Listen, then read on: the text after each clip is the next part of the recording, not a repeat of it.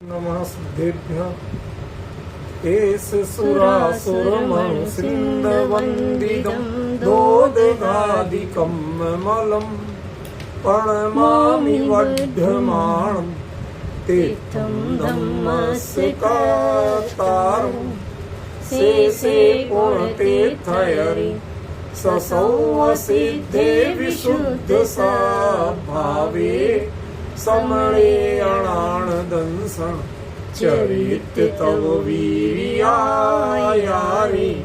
ते सौवे समगं पतेगमेव पतेगं वन्दामि अवट्टन्ते अर्हन्ते मानुषे खेते किच्चारिहन्ताणं सिद्धाणं तरणमो गणहराणम् अज्जावैवगाणं साहूणं चैव सौवेसिं तेसिं विशुद्धदंसं प्राणपहाणासमं समासिज्य ओवसंपयामि सम्मं जतोणिवाणसंपत्ति। प्रवचन सार परमागम ज्ञान तत्व प्रज्ञापन महाधिकार गाथा 45 पृष्ठ 78। पूर्ण फला अरहंता ते सिम किरिया पुणो हि ओदय्या मोहादि विरहिरा तम्हा साखाई गति मदा। अर्थ लेते हैं। अरहंता पूर्ण फला, अरहंत पूर्ण के फल वाले होते हैं। तेसिम क्रिया, उनकी जो क्रिया होती है वह ही क्योंकि ओदय्या औदयिक होती है। गुणो किंतु मोहादि ही विरहिया, वह मोह राग द्वेष आदि से रहित होती है, रहित ही नहीं विरहित होती है। तम्मा, इस कारण से सा खाई गत्ती मदा, उसे छायक ऐसा माना गया। ये तो शब्दार्थ हुआ, हम हर रोज करते हैं। अभी अपनी जो चलना है मोहादि ही विरहिदा, वह जो उनकी क्रिया है जिसे औदयिक कहा गया है, वह क्रिया औदयिक है, भाव औदयिक नहीं है। पर वो जो औदयिक क्रिया है वह औदयिक क्रिया छायक क्यों मानी गई है? तो औदयिक खरेखर औदयिक है, तो छायक क्यों मानेंगे? इसकी एक लंबी कहानी, लंबी यात्रा है जिसका विस्तार हमें आज समझना, ठीक है ना। ये विस्तार है कि मोह गुणो किंतु, किंतु माने यद्यपि वह औदयिक है, खरेखर औदयिक, किंतु मोहादि ही विरहिता, वह मोह राग द्वेष से रहित है। रहित ही नहीं विरहित है। विरहित शब्द का विस्तृत खुलासा आगे आएगा। अभी शॉर्ट में बता दूं कि रहित होना वह स्थिति है कि जिसको पुनः भरने की संभावना, उसे रहित कहते हैं। और जिसको पुनः कभी हो ही नहीं सके उसे विरहित कहते हैं। हमारे यहाँ दूरान दूर भव्य और अभव्य, इन दोनों में यही अंतर है। दूरान दूर भव्य में भव्यत्व की गुंजाइश है लेकिन होगा नहीं। जैसे लोक दृष्टि से कहा गया कि मटके में रखा हुआ धान है, अब मटके में तो नहीं उगाएगा, बीज रूप पड़ने तो नहीं हो जाएगा, लेकिन उसे खेत में डाल देंगे तो हो जाएगा। तो यहां तो फिर भी संभावना, लेकिन संभावना तो आजकल सब बदलती जा रही है, जीवन मूल्य बदलते जा रहे हैं। लेकिन पहले दृष्टांत दिया जाता था कि जैसे कोई किसी की विधवा है तो उसमें मातृत्व की योग्यता तो है, लेकिन चूंकि विधवा है, हमारे यहाँ के संस्कारों में ये तो होता नहीं था, तो उसके वह मां बनेगी नहीं, संतान को जन्म देगी नहीं। एक डिफरेंस ख्याल में आ गया। ऐसा ही दूरान दूर भव्य माने जिसमें भव्य पने की पात्रता तो है, लेकिन वो भव्य होगा नहीं, मोक्ष जाएगा। और अभव्य माने जिसमें पात्रता ही नहीं, तो जिसके मोह राग द्वेष की क्षमता, योग्यता, संभावना वो तक नष्ट हो गई, वो है विरहित। और जिसको अभी मोह राग द्वेष नहीं हो रहे हैं, वो है रहित। हम लोग यदि कोई सम्यक दृष्टि हो जाए, जो वो आत्मानुभव के काल में वह मोह राग द्वेष से युक्त है कि रहित? अनुभव के काल में तो चाहे वो क्षण भर के लिए कहो, उदय और का बना रहेगा, लेकिन कर्म का उदय बना रहना अलग चीज है, परिणति वैसी होना अलग चीज। तो वो स्थिति है रहित की।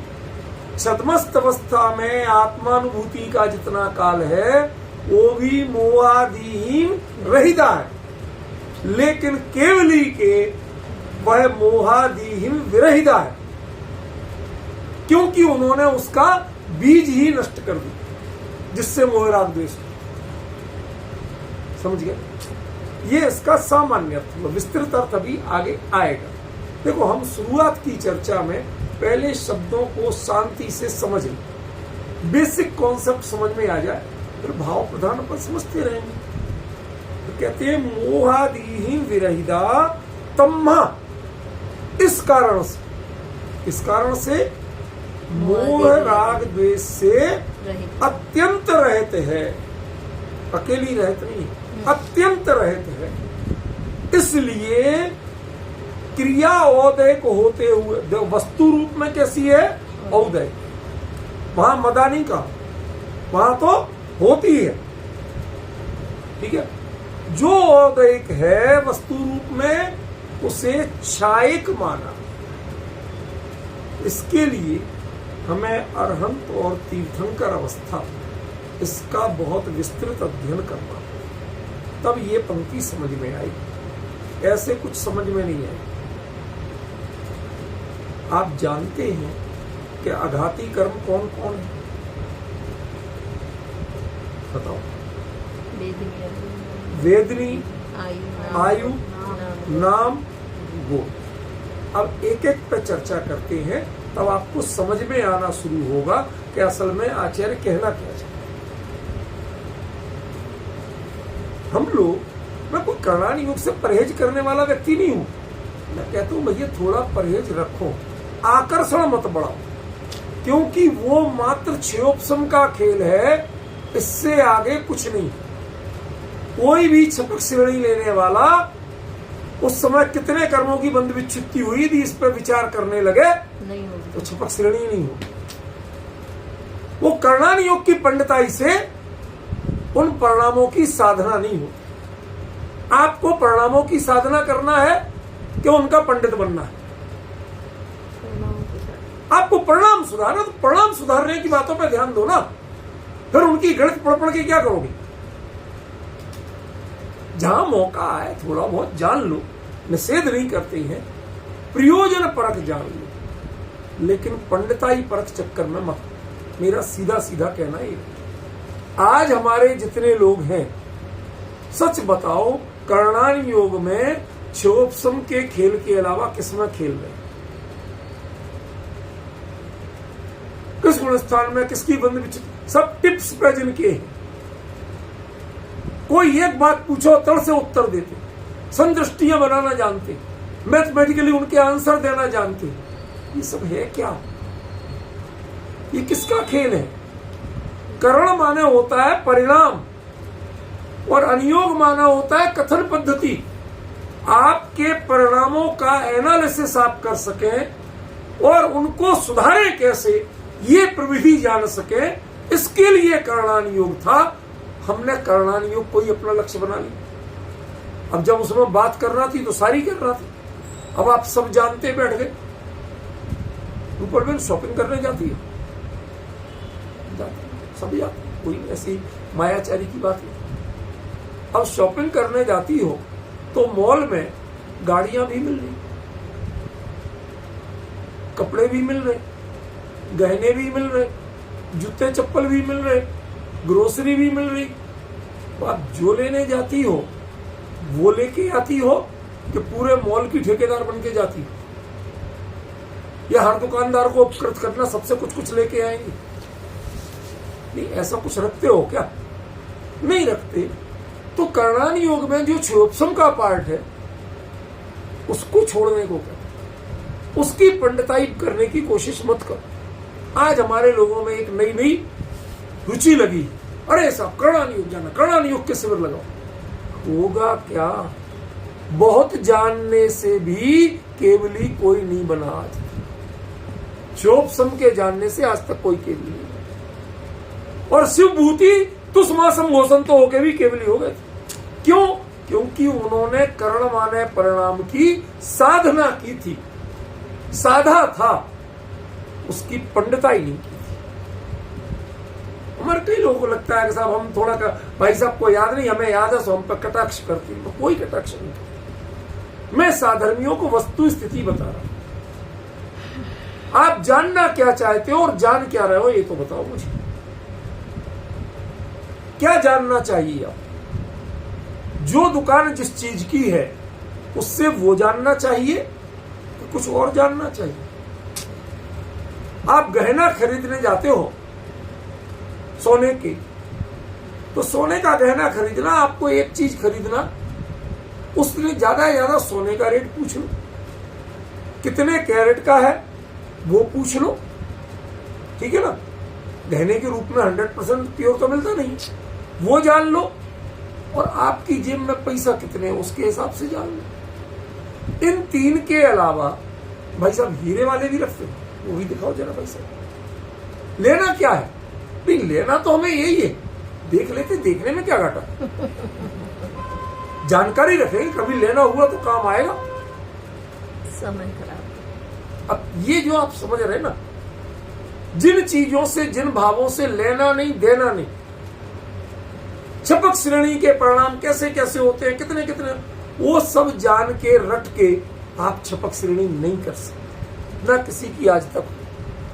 कर्णलब्धि के परिणामों की बहुत ज्यादा कर्णान योग की बारीकी जान के आप कर्णलब्धि नहीं कर सकते, आज तक किसी को नहीं। जिनको हुई अंतरंग भावों की विशुद्धि से हुई, समझ में, कर्म फिलॉसफी को जान के नहीं हुआ। इसलिए मैं कहता हूं कि आपको कर्णान योग से जितना प्रयोजन पुरता जानना है आप जरूर जानो, हम बिल्कुल निषेध नहीं करते, लेकिन इसके पंडित बनने के चक्कर में मत। हम सब जाने कब कहां क्या होता है, उसकी महिमा आने लगे, बड़े आंखें खुले, अरे साहब क्या क्या जान लिया हमने। गांव के आदमी को उसे चने लेना थे मुट्ठी भर, उसे पूरा मॉल घुमा लाए, तो ऐसे ऐसे देख रहा, अरे देख फ्री में घुमा दिया, इतना सारा दिखा। लौट के चने वो यहाँ नहीं मिलते, वो तो भाड़े पे मिलते, ये मॉल है। अब क्या करे बेचारा, उसकी हैसियत थी चने की, जरूरत थी चने की, और वो मिले नहीं, और बाकी सब दिखा के खुश तो हो गया, लेकिन निकल के भूखा का भूखा रहा। भूख मिटाने के लिए चने चाहिए थी, उसकी हैसियत चना खरीदने की थी, और वो मिला नहीं, और सारा कुछ दिखा दिया। आपके कर्णान योग की जो क्लासे है ना, वो सब यही है और कुछ नहीं। उसे आप मॉल घुमा रहे हैं। केवली के ज्ञान, कर्म की परिणति केवली के अलावा कौन और जान सकता? किसको दिखे कर्म आज तक? उनकी क्षमता, उनके स्थिति अनुभाग बंद, उनके संक्रमण, अपकर्षण, उत्कर्षण, ये कौन जान सकता है केवली के अलावा? जो लिख रहे हैं वो भी उनके ज्ञान के आधार पर लिख रहे हैं, अपनी अकल से नहीं लिख रहे। किसी आचार्य को नहीं दिखे, किसी का कोई कर्म नहीं दिखा आज तक, और ना उसका उत्कर्षण, अपकर्षण, संक्रमण दिखा, और ना उसका प्रकृति प्रदेश स्थिति अनुभाग दिखा। जिनके आधार पर लिख रहे हैं उन केवली ने उस कर्णान योग को भाव नहीं दिया, वो उस पर ध्यान नहीं देते, वो अपने करण यानी परिणाम पर ध्यान देते, लेकिन कर्णान योग पे ध्यान नहीं। और हम उसके पंडित बनके अपने क्षोभसम को, अरे साहब कहां दुकान में लगाते, बिजनेस में लगाते, इधर लगाते, उधर, कम से कम शास्त्र में अच्छा की, शास्त्र में लगाया, इतना तो अच्छा है, लेकिन आत्महित कितना किया ये बताओ। वो बात क्षोभसम तक रह गई कि इससे आगे भी कुछ किया? उसको जान के तुमने अपने परिणामों में क्या परिवर्तन किया? एक परिवर्तन किया, थोड़ा सा अहम बढ़ गया, मुझे करणानि योग भी आता है। मैं इस बात के लिए समीक्षा करता हूं, मैं करणानि योग की समीक्षा नहीं करता। समझे? तो अपने शांत मन से विचारो। आज जो चर्चा कर रहा हूं थोड़ी सी अब वो करणानि योग से संबंधित है, लेकिन उसकी पंडिताई नहीं है, वो परिणामों से संबंधित है।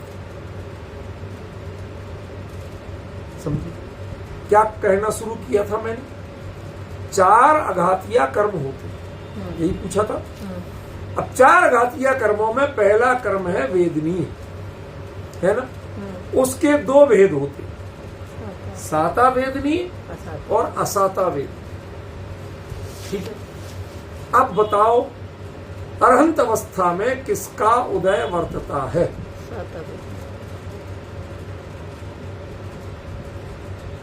साता का। तो परिचय किसके उदय से होते हैं? साता के उदय से कि असाता के उदय से? होते हैं ना। और एकादश जिन्हें 11% है। अब आप ये हम लोग क्या है, कई चीजों के मामले में खुद ही कंफ्यूज थे, तो थोड़ी थोड़ी बीच में टटोल के परीक्षा कर लेते हैं, लोगों को भी पता चलता है कि हम वास्तव में कहाँ खड़े हैं, कितना पता है। तड़ से उत्तर देते हैं, पता चलता है नहीं गाड़ी रिवर्स गियर में लो, कुछ छूट गया। समझ गए? ऐसे ही हम थोड़ा थोड़ा। अच्छा, असाता का उदय तीर्थंकर के अनंत अवस्था में संभव है। अब दोनों बातें आ गई कि असाता रूप में, कष्ट रूप में, परेशानी रूप में, डिस्टर्ब होने रूप में उसका उदय संभव ही नहीं है। माने वो उनके परिणामों को, उनके सुख चैन को विचलित कर सके, ऐसी सामर्थ्य, ऐसी क्षमता उसमें नहीं है, लेकिन उदय होता है। नहीं होता तो एकादश जिन्हें सूत्र कहां से आता? पॉइंट समझने का कहां से आता? हमारे लिए भी बहुत सी चीजों का उदय वर्तता है। सच बताओ, आप लोग जितने बैठे, इन सब के क्रोध कसाय का जो सत्ता, उदय, ये सब विद्यमान है कि नहीं? लेकिन आप शांति से जिनवाणी सुन रहे हो, तो वो उदय का क्या हो रहा? मान कसाय का विद्यमान है कि नहीं है? क्या हो रहा उसका? माया कसाय का विद्यमान है कि नहीं है? क्या हो रहा उसका? लोभ कसाय का विद्यमान है कि नहीं है? बताओ क्या हो रहा उसका? ज्ञानावरणी का उदय विद्यमान है कि नहीं है? क्या उखाड़ लिया आपका उसने? शांति से तब तो समझ रहे कि नहीं समझ रहे? हमें अपना हित समझने के लिए पूरा काम आ रहा, पर क्या करोगे? लोग कहते हैं भाई साहब, यदि लड़का देख रहे कितना पैकेज होना चाहिए, मैंने कि घर खर्च जितने में चल जाए उतना पैकेज। यदि तुमने पैकेज को टारगेट बनाया तो तृष्णा का कभी अंत नहीं। समझ गए? आप किस स्टैंडर्ड से रहना चाहते हैं, क्या आपकी मानसिकता है, उतने स्टैंडर्ड का खर्चा चलना चाहिए। That's it. आपको गाड़ी मेंटेन करना है, गाड़ी का खर्चा लायक होना चाहिए। फ्लैट मेंटेन करना है, फ्लैट के खर्चा लायक होना चाहिए। घूमना फिरना मेंटेन करना, उस लायक होना चाहिए। घर में अच्छा खान पान मेंटेन करना, उस लायक होना चाहिए। पहनने के लिए कपड़े गहने अच्छे चाहिए, उस लायक उतना। अब वो यदि आपका 1 लाख में चलता है तो 1 लाख की महीने की सैलरी हो, यदि 1.5 में चलता है तो 1.5 की सैलरी चाहिए। अब यदि आप ढूंढने जाते भाई अच्छी से अच्छी सैलरी वाला, तो उस सैलरी का करोगे क्या, ये तो बताओ मुझे। या तो बैंक वालों को तनख्वाह मिलेगी, नहीं समझ भाई, जो पैसा आप बैंक में रखते हो वो, और आपको ब्याज देते हैं 3%, दूसरों से लेते हैं 14%, उसमें जो 11% बचा उसी से तो उनकी तनख्वाह निकलती। तो आपका पैसा बैंक वालों को तनख्वाह करने में, उनकी आजीविका चलाने में काम आएगा। आपको क्या काम आया? 3% पे कौन से करोड़पति बन गया, उसमें भी टैक्स लगेगा इनकम का। समझ गए? कोई फायदा नहीं। आपने इतनी हाय हाय मचा के क्या पाया? ऐसे ही करणान योग का बहुत लंबा चौड़ा सीख के पाया क्या? हम तो छोटी सी बात कहते हैं कि आप करणान योग कहता है कि अदरंत अवस्था में, केवली अवस्था में 11 परिचय होते हैं। अब वो तो श्वेतांबरों से लड़ने के लिए कह दिया कि एकादश जिने न, अरे 11 नहीं होते तो गिलास को चाहे आधा खाली कहो चाहे आधा भरा कहो, दोनों में आधे गिलास पानी है कि नहीं है, ये बताओ। क्या विजय जी कहां गए? गिलास आधा भरा कहो चाहे आधा खाली कहो, ये दो विवक्षाएं हो सकती है। वस्तु स्थिति क्या है? गिलास में पानी है, क्या गिलास में आधा पानी है? अन्यथा ना भरा, आधा भरा भी नहीं कह सकते, आधा खाली भी नहीं कह सकते। ठीक है, तो जो ये विवक्षा का खेल नहीं है, ये वस्तु स्थिति की बात। 11 होते हैं, अब बाकी के 11 नहीं होते 22 में से। ऐसे आप अपने बुद्धि का प्रयोग कर लो, कोई अंतर नहीं पड़ता। अंततः 11 तो तब भी रहेंगे ना। तो फिर आप बचोगे कैसे? कि बचेंगे ऐसे कि परिचय उदय रूप में होते हैं, पर उनसे असाता रूप परिणाम नहीं। असाता वेदनी, उसके कारण परिचय उदय रूप में होते हैं। कर्म आता है, उदय में आता है, फिर के चला जाएगा। उनके पास परिस्थितियां ऐसी हैं।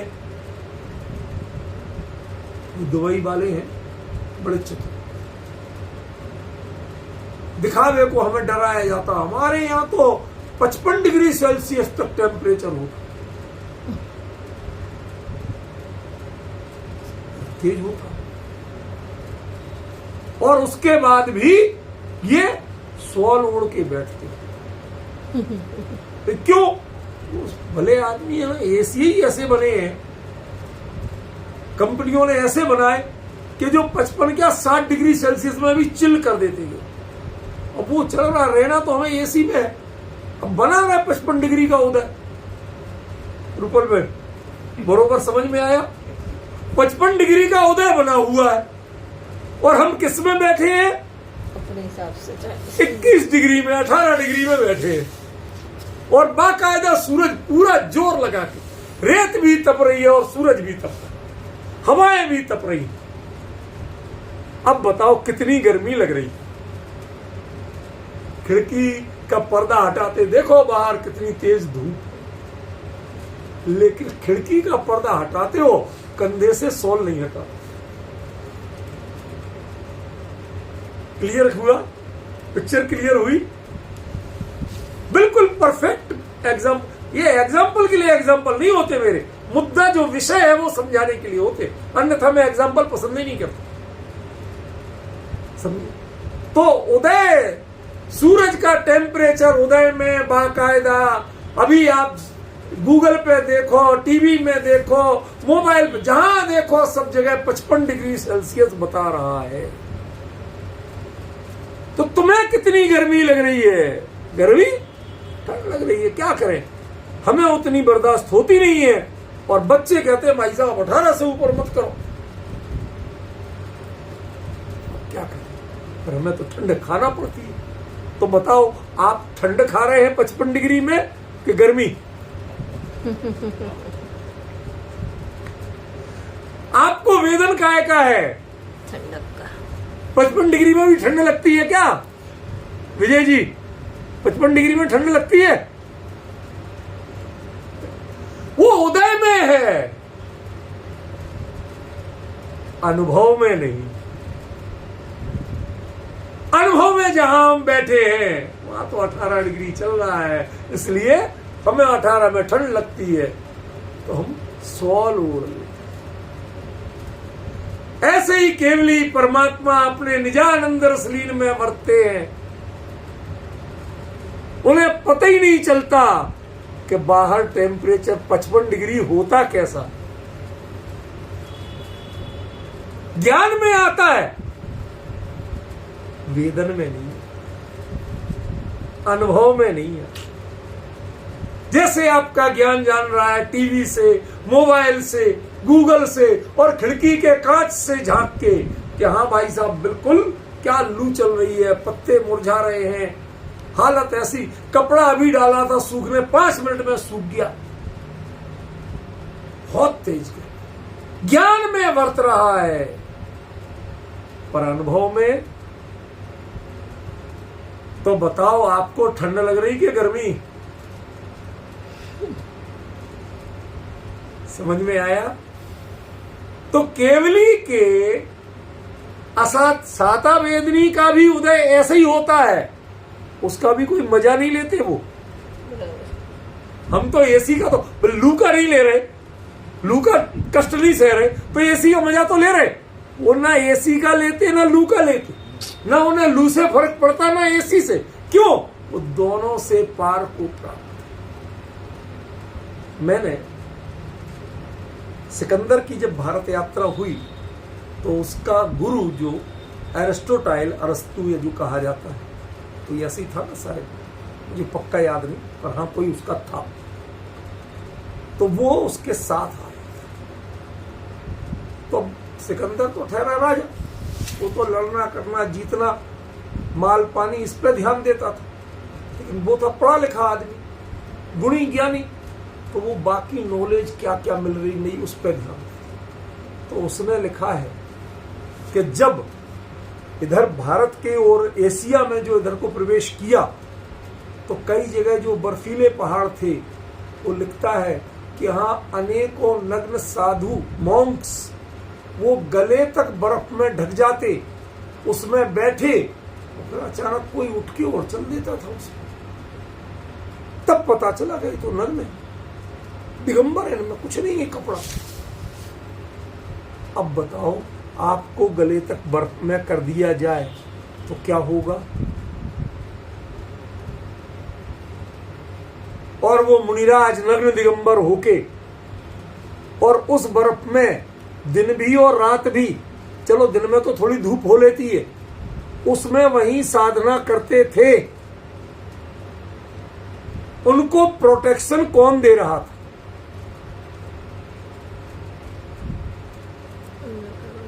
ये मतलब आंखों देखा यथार्थ उसने लिखा है, समझ गए? क्या कहोगे इसको? उसके मूल वाक्य तक है मेरे पढ़े हुए।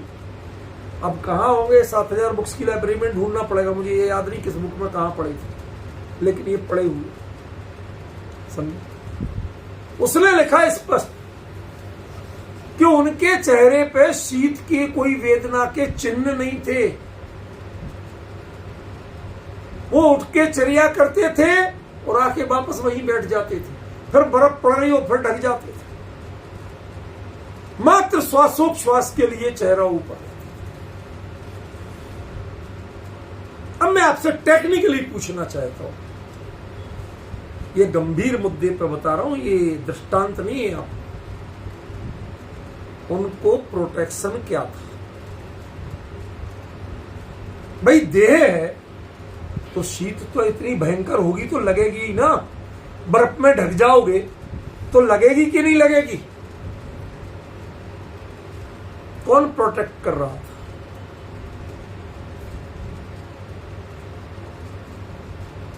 शरीर में ऊर्जा के लिए हम अन्न को, फल को, मेवे को, रस को, इसको जिम्मेवार मानते हैं, जबकि शरीर में ऊर्जा का सबसे बड़ा स्रोत कोई है तो वो ब्रेन है, पेट नहीं।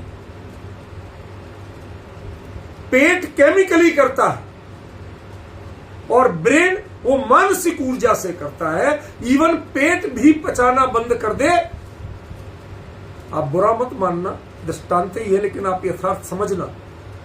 किसी समय जिसे कब्ज का पेशेंट हो ना, और अहिंसक भी हो, लड़ने झगड़ने वाला नहीं हो, और उसके सामने कोई भयंकर भय का दृश्य दिखा दो, गोलाबारी, बम विस्फोट, कुछ ऐसा दिखा दो, तो उसकी निकल जाएगी। कैसे निकली? दवाई तो खाई नहीं। क्षमा करना, मैंने पहले कह देता हूं, देखो अब आप मैच्योर बनिए, छोटी छोटी चीजों पर राग द्वेष करेंगे तो शायद मैं आपको स्पष्ट समझा नहीं सकता। मैं यूनिवर्सिटी में ही पढ़ाता हूं, बहुत ब्लंट और बोल्डली पढ़ाता हूं, जो विषय आ जाए बिल्कुल क्लियर। मेरी जानकारी, मेरे बारे में लोग कहते हैं हाँ ये है, वो फालतू की संकोच और शर्म नहीं कर, जो बात आएगी बताई जाएगी। वो निकली का ऐसे जो कब्ज की दवाई खा खा के परेशान था, वो पेट के से निकली कि ब्रेन से निकली? भय इधर लगता है कि पेट को लगता है? इधर तो रिएक्शन होता है।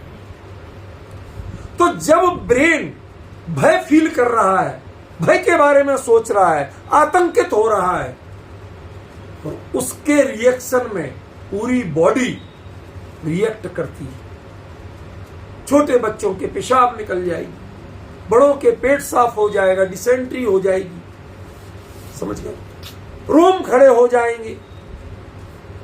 गर्मी है, गर्मी में भी रोम खड़े हो जाएंगे। ये सब प्रतिक्रियाएं होती कि नहीं होती? जब वैसा मौसम नहीं है तो हुई कैसे? मौसम है गर्म, पेट में कब्ज थी और पेशाब अभी होके आया था बच्चा, फिर तीनों काम हुए कैसे? मौसम गर्म था तो रोम खड़े कैसे हुए? अभी जो उसका ब्लैडर था खाली करके आया था तो दोबारा कैसे आई तत्काल?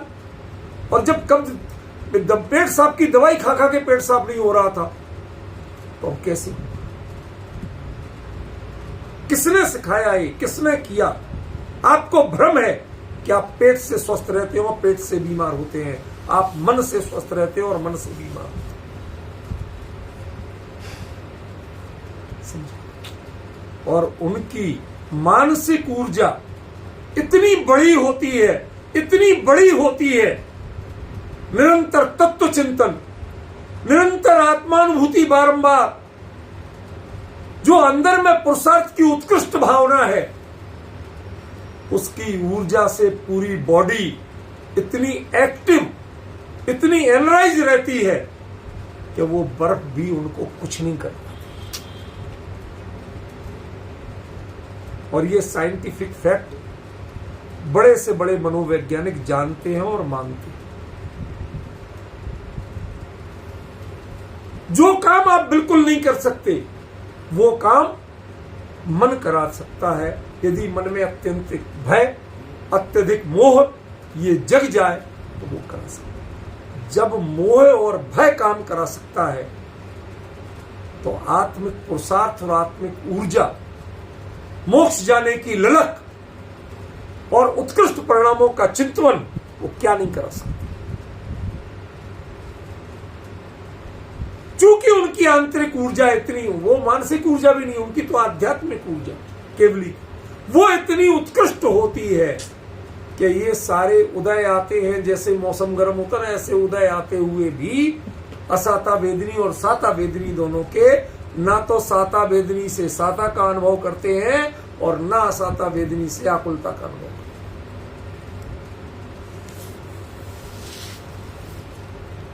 कल मैंने कहा था कि आपको एक एक चीज का हिज्जे करके बताऊंगा, बिल्कुल एनालिसिस करके खोल खोल के बताऊंगा, तो आपको समझ में आना शुरू करेगा कि कहना क्या चाहते हैं आचार्य।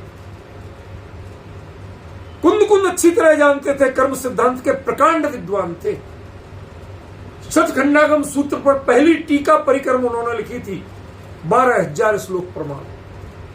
समझिए, आज कुंद का जितना साहित्य मिलता है वो सारा साहित्य मिला के 12,000 श्लोक प्रमाण नहीं, लगभग 1,000 श्लोक प्रमाण बैठता है, 1,000-1,200 श्लोक प्रमाण, और वो अकेली एक टीका 12,000 श्लोक प्रमाण था। माने जितना ये है इस सबसे लगभग 12 गुनी 10 गुनी वो एक टीका थी। तो कर्म सिद्धांत के कितने ज्ञाता रहे हो, समझे? तो आप थोड़ा सा ध्यान दो, वो क्या कहना चाहते हैं। वो आध्यात्मिक थे लेकिन कर्म सिद्धांत के अनाड़ी नहीं थे, और उसके इतने प्रकांड ज्ञाता होते हुए भी उन्होंने कर्म सिद्धांत को आध्यात्मिक भावों के अलावा कहीं प्रयोग नहीं किया, समझे? अभी एक कर्म पे चर्चा हुई आप, वेदनी, आयु।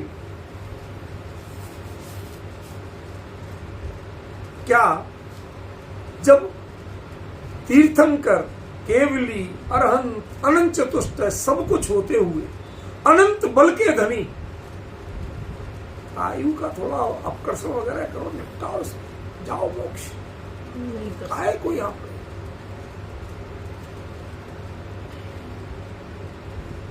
खाम खामे आपको आयु का उदय चले।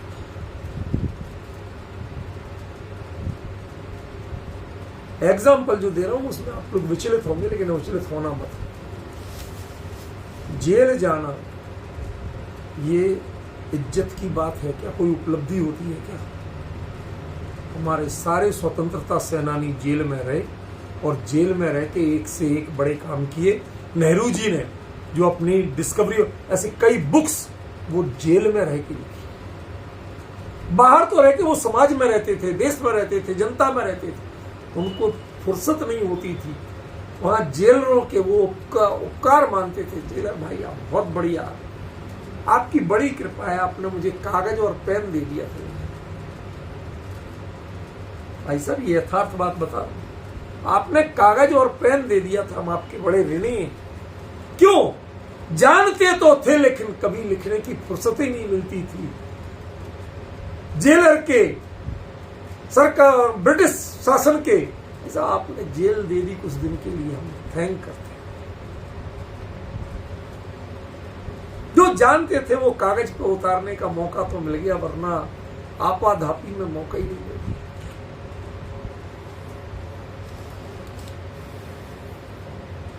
बोलिए अब कैसी लगती है जेल सचिन? चलेगी? और स्वतंत्रता सेनानी कहलाए जेल। तुम्हारे पिताजी स्वतंत्रता सेनानी, जेल कितने दिन रहे? कोड़े कितने खाए? डंडे कितने खाए? तो कोई मानता स्वतंत्रता सेनानी? ये आयु कर्म जेल है, बंधन है। उसके कारण शरीर के कारागार में आत्मा रहती है। उसके बावजूद अनंत बल का धनी अप्रतीकार की भावना से शांत अपने में मग्न रहता है कि छूट के भी मैं अभी भी अपने स्वरूप में, अपने प्रदेशों में हूं, और छूट के भी अपने इतने ही प्रदेशों में रहने वाला हूं। तो इसको हटाने का विकल्प करे कौन? जिसको विकल्प आ जाए वो केवली नहीं हो सकता। जिसको देह का, आयु का विकल्प आ जाए वो केवली नहीं हो सकता।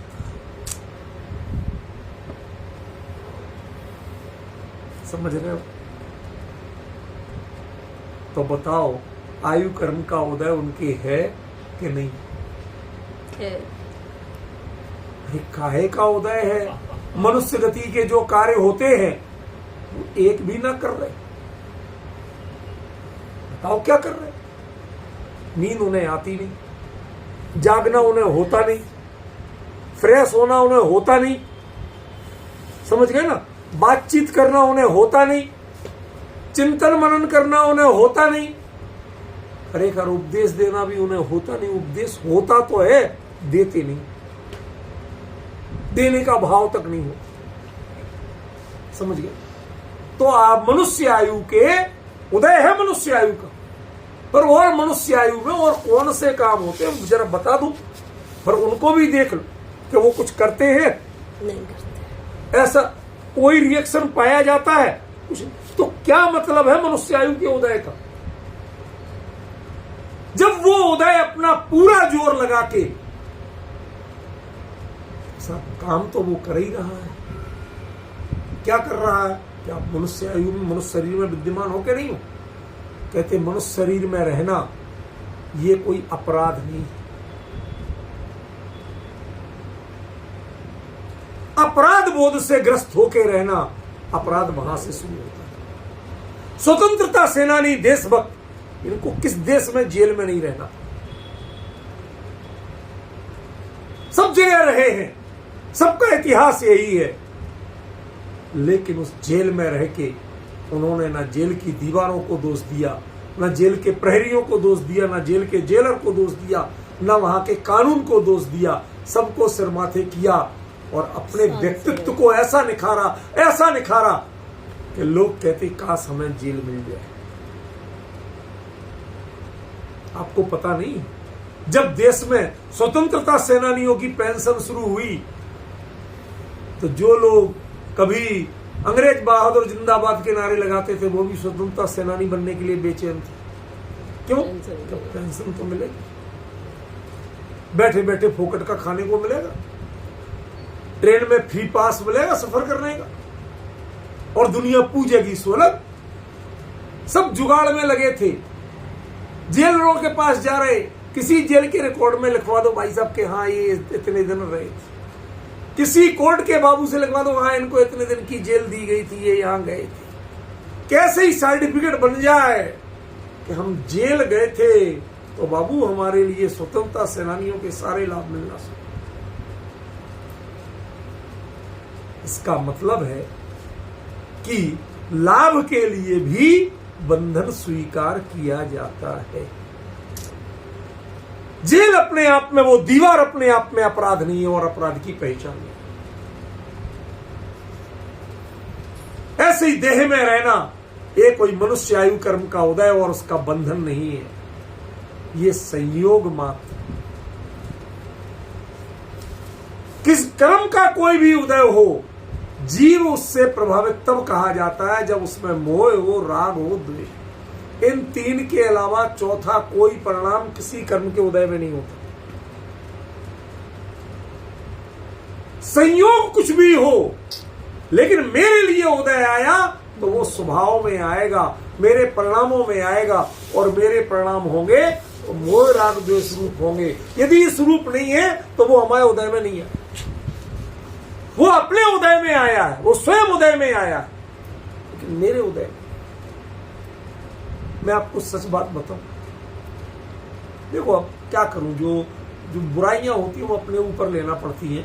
थोड़ा कम से कम लोग नाराज तो नहीं होंगे। अभी रूपल बहन को कहो तो अभी वो सोचती है, पीछे से बताती है सर ऐसे नहीं, कोई बात नहीं, अपनी कह लेता हूं। ये बचपन में चेचक के जो दाग थे ना, ये काफी बड़े बड़े थे, ठीक है, और रंग भी कोई ज्यादा गोरा नहीं था ऐसा, ठीक है, और साधारण रहना। तो जो देखो कोई सकल सूरत का मजाक उड़ाता था, कोई कुछ गाना गा रहा, कोई कुछ गाना गा रहा, देखते ही अब करें क्या बताओ। वो हमें देख के गाना गाना शुरू करेंगे और हम उनसे लड़ना शुरू करेंगे। अब रोज की लड़ाई, बच्चा तो छोटा, ये 6-7 साल की उम्र की बात बता रहा हूं, आज की नहीं, ठीक है, आज से लगभग 55 साल पुरानी बात बता रहा हूं। होता था जो होता था बाल बुद्धि में। तो मैं पिताजी से जाके आता, पिताजी ये लोग बहुत गंदे हैं, मुझे चिढ़ाते। पिताजी ये कुत्ता, तुम चिढ़ते क्यों? वो चिढ़ाते ही तो हैं, वो अपना मुंह खराब करते हैं। तुम चिढ़ना बंद कर दो, अगले दिन से देखोगे एक भी नहीं चिढ़ाए। क्यों? तुम चिढ़ोगे तो उनके चिढ़ाने की सार्थकता है, वरना दुनिया उन्हें पागल कहेगी, तुम्हें नहीं कहेगी। तुम चिढ़ोगे तो तुम पागल, और तुम नहीं चिढ़ोगे तो वो पागल, चिढ़ाने वाले पागल। तो जो कर्म उदय में आएंगे वो बावड़े कहलाएंगे, खाम में उदय में बैठा है। नहीं साहब, अब वो इतना घड़ी में टाइम लगा हुआ है, उसके पहले मैं जा नहीं सकता, बैठा रहे, बावड़ा कहीं का। वो अपने में लीन है, खाम में बैठा है, तेरे से उनको क्या फर्क पड़ रहा? कुछ कर पा रहा? कुछ भी नहीं। ऐसा आयु कर्म अपने अहंकार की संतुष्टि करते बैठा है। इसके अलावा कोई काम का नहीं, टाइम पास कर रहा है, समझ गए, बैठे बैठे टाइम पास कर रहा है, दिन गिन रहा है कब पूरे हो और कब छुटकारा मिले। वो कर्म जो बांधता था ना, वो बंधन फील कर रहा है। भाई इन्हें तो फर्क पड़ नहीं रहा, अब मेरी जेल फालतू की होगी, मुझे फालतू की सजा मिल गई, कहने के साथ लटके रहो, आयु कर्म भी बेकार हो। पहले गोत्र ले रहा हूं, बाद में नामकरण का पेट सबसे बड़ा फिर में प्रकृति है, इसलिए जरा सारी तो उनके नहीं होती उदय में, लेकिन हाँ जो होती है उनके बारे में भी विचार करेंगे। तो गोत्र कर्म, तो बताओ भगवान कौन से गोत्र के होते? महावीर भगवान कौन से गोत्र के थे? किसी को याद है? कोई छंद था। कश्यप गोत्र के, महाकश्यप। महात्मा बुद्ध ने जब जब उनका उल्लेख किया आदर पूर्वक, तो महाकश्यपेण भगवतो महदि महावीरेण ऐसे प्रयोग किया बुद्ध के ओरिजिनल वचनों में। वैसे ही गुणसीचा जेठा सेठा च, शब्द सुनिए जरा, ये महात्मा बुद्ध लिख रहे हैं महावीर के बारे में कि वो वैसी उम्र में गुणसी और गुणों में वो मेरे से ज्येष्ठ भी है, वो श्रेष्ठ भी है। अरे हमारे लोगों को जानकारियां कौन दे रहा है, कौन कर रहा है ये सब मौके पर लग जाएंगे कि 10 लक्षण मनाया जाए, कि परिवेषण मनाया जाए, कि ये की। अरे सीधे सीधे डर लगता है सच कहने, हर चीज में डर, हर चीज में राजनीति, हर चीज में भैया ये नाराज नहीं। अरे क्या है भैया, श्वेतांबर भाई हमारे पर्यूषण कहते हैं, उनकी डेट्स अलग है, दिगंबर 10 लक्षण कहते हैं, उनकी डेट्स अलग है, उनके कारण अलग है, सीधा सीधा। लेकिन हमारे यहाँ राजनीति, भाई साहब वो हमें सब, हम वैसे तो इतने से रह गए। अरे ये सब करके कौन सा तीर मार लोगे? समझ गए? बेमतलब की चीजों में उलझे पड़े हैं, सीधा सीधा स्वीकार करने को तैयार। जानो जा। तो चलो महावीर कश्यप गोत्र के थे, तो गोत्र कहां काम आता है? रिश्ता विस्ता करना हो तो काम आता है कि नहीं?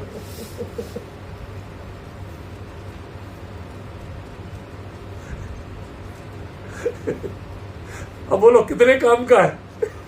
कोई काम का नहीं। और जिनके इंद्र आके सेवा कर रहे हो, तो दुनिया में कोई उनको ऊंच नीच या किसी दृष्टि से सोच भी सकता है, कह भी सकता है? क्यों? सर्वोत्कृष्ट ब्राह्मण गणधर बन के उनकी सेवा कर रहे हो, तो कोई जातिवाद फैला सकता है, कमेंट्स कर सकता है? कौन दुनिया के बड़े से बड़ा व्यक्ति उनके चरणों में नहीं बैठा था? और जब किसी गोत्र के बने रहो, जब वो चरणों में बैठे हुए हैं, आज किसी को यादव जी कह दो तो हमारे लिए थोड़ा सा कभी कभी छोटा संबोधन लगता है। हमारे नेमिनाथ भगवान वो यदुवंशी थे, वो असल में यादव जी थे। समझ रहे? कृष्ण जी के सगे चचेरे भाई थे, कृष्ण जी के पिता के बड़े भाई थे उग्रसेन, उनके पुत्र थे, कृष्ण जी से उम्र में भी बड़े थे, हर चीज में। इसलिए कृष्ण जी ने जो ज्ञान दिया, उस ज्ञान में उन्होंने वंदना यदि किसी की तो वो की नेमिनाथ की। उनका नाम अरिष्ट नेमी था। समझ गए? आज भी वैदिकों के जो शांति मंत्र है, उसमें स्वस्ति और शांति मंत्र, उसमें श्री कृष्ण जी का नाम नहीं है, अरिष्ट नेमी का नाम। तो यूनिवर्सिटी में बोलता हूं कहते भाई कहाँ जाओगे तुम हमारे लिए कहते हो ये बाहर है, ये नास्तिक है, वो है। हमारे भगवानों के गीत गा गा के तो तुम जिंदा हो, अपना काम चलाते हो, सारे मंत्र पढ़ते हो, यज्ञ हवन करते हो, और हमारे लिए तुम बाहर बता रहे हो। पढ़े हैं वेद तुमने? अब दोनों तरफ देखिए, एक और हम कह रहे किसी को यादव जी कह दो तो कोई सोचे लगे भाई साहब ये तो ब्राह्मण से थोड़ा बहुत छोटा ही हुआ, क्षत्रिय से थोड़ा बहुत छोटा हुआ। ये सब तुम्हें भ्रम पड़ा है दिमाग में, वायरस। भारतीय संस्कृति गुणों से पूजा करती है, साधना गुणों से होती है, साधना गोत्रों से नहीं होती।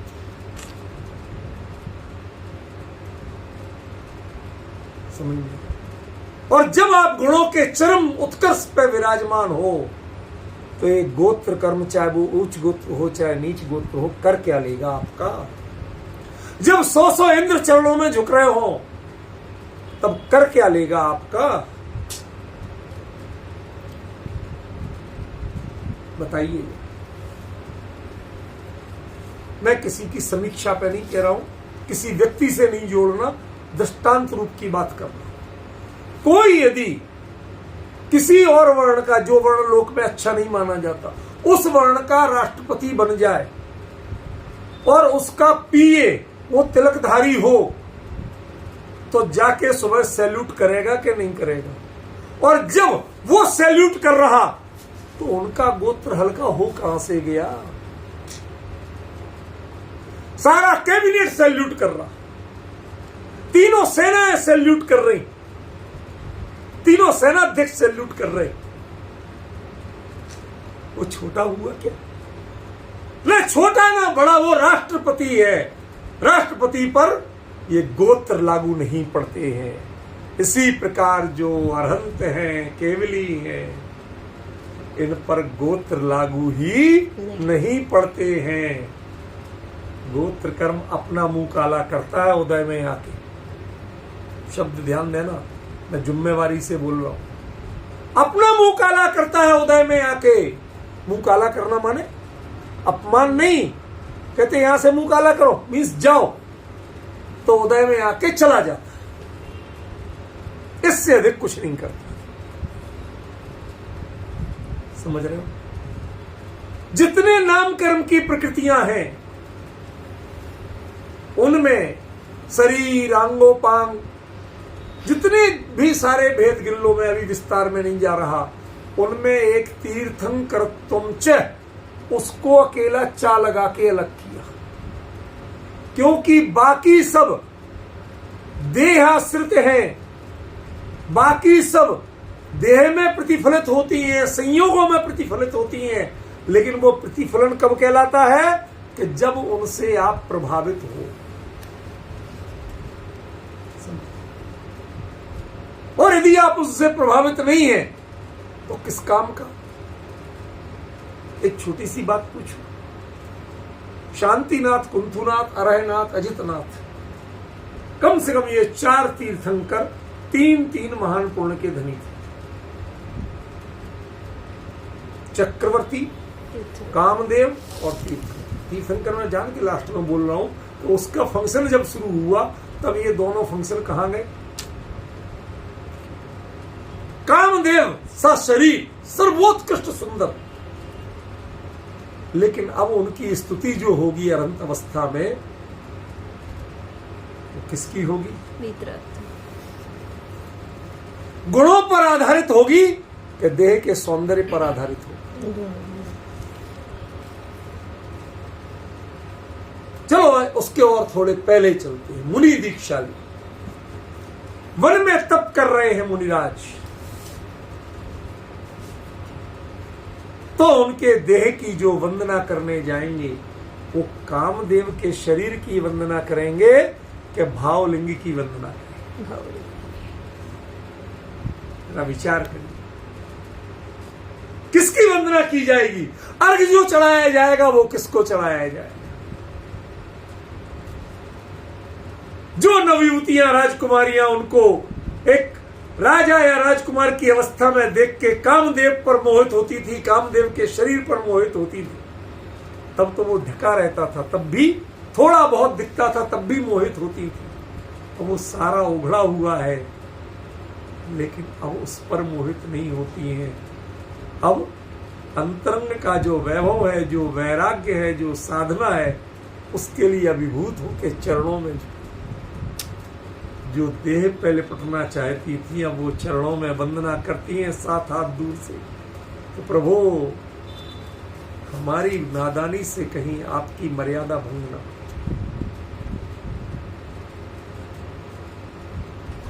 यदि इन संसारियों में, इन प्रतिबुद्धों में इतनी बुद्धि है, तो भाई साहब वो तो स्मार्ट पुद्गल है। कर्म क्या है? स्मार्ट पुद्गल है। इतनी बुद्धि तो उनमें नहीं।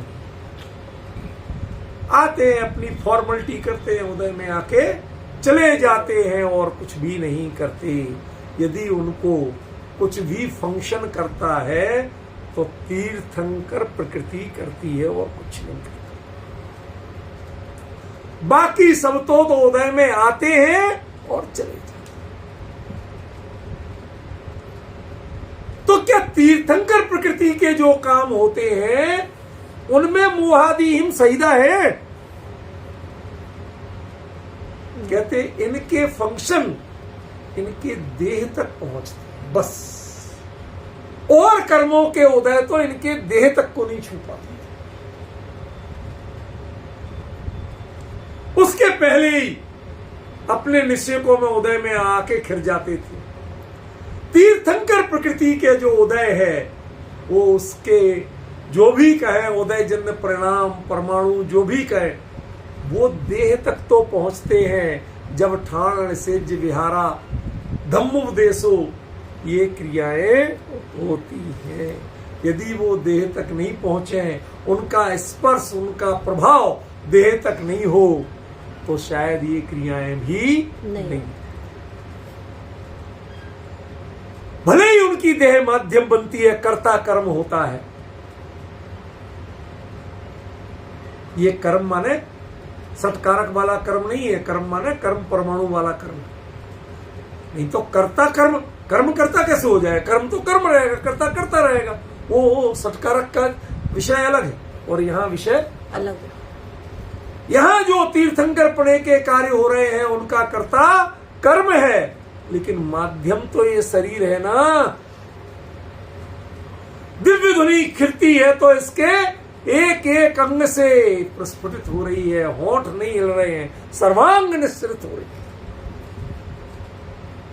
भले ही बिना पैर चलाए चल रहे हैं, लेकिन पूरी देह जा तो रही है ना आत्मा के प्रदेशों के साथ। समझ रहे? सब कुछ हो रहा है, लेकिन आत्मा चूंकि देह में है, इतना ही साथ है। बाकी मेरा इससे कोई लेना नहीं। एक वो है जो देह को छू पाता है, बाकी में तो देह को छूने तक की औकात नहीं। और वो भी छू क्यों पाता है कि जिस परम करुणा के भाव, तीर्थंकर को परम कारुणिक कहा गया धवला ग्रंथ में वीर से। परम करुणा, कितनी करुणा। लोग जब मोह के उदय से करुणा होती है तो वह व्यक्ति पहचान करके करुणा करता है।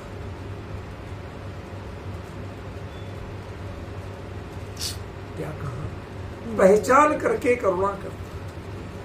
घर के बच्चे को अलग माल बना के खिलाती है माँ, और जो नौकरानी के बच्चे को बचा बचाया देती सबको है। आपको करुणा तो दोनों में दिखेगी, लेकिन इसकी करुणा मोह से अनुप्राणित है। वो ईमानदार नहीं है। हम भी किसी जीव को बचाएंगे, किसी जीव को मार देंगे। तो एंटीबायोटिक खाते कि नहीं खाते? बताओ ना, कौन है इससे निरपराध? बताइए। अरे आयुर्वेद में भी होते हैं एंटीबायोटिक। जो आप सोचते हो कि हम अकेले शुद्ध दवाई, उसका फंक्शन तो वही है। बुरा मत मानना। फंक्शन तो वही है, वो साल्ट निकला कैसे ये अंतर है, उसकी प्रोसेसिंग कैसे हुई है इसका अंतर है, फंक्शन वही है। समझे कि नहीं? शरीर में विषाणुओं की उत्पत्ति या वृद्धि के कारण आप बीमार हुए तो जो औषधि सेवन करते हो उस औषधि का असर उन विषाणुओं पर पड़ता है कि नहीं, बैक्टीरिया पे पड़ता है कि नहीं। अब बताइए कौन 30 मार खाए जो अपने आप को अहिंसक का टैग लगाने को तैयार। अंतर समझ रहे हो? हम कहते हैं लेकिन उसके बावजूद हम परम कारुणिक नहीं। हम एक जीव पर बाहर में दया करते हैं, बचाते हैं, चलती हुई चींटी अरे किसी के पैर के नीचे आएगी, आपने धीरे से लेके एक साइड। यूनिवर्सिटी में कई बार ऐसे प्रसंग मेरे लिए भी तालियां बज गई थी।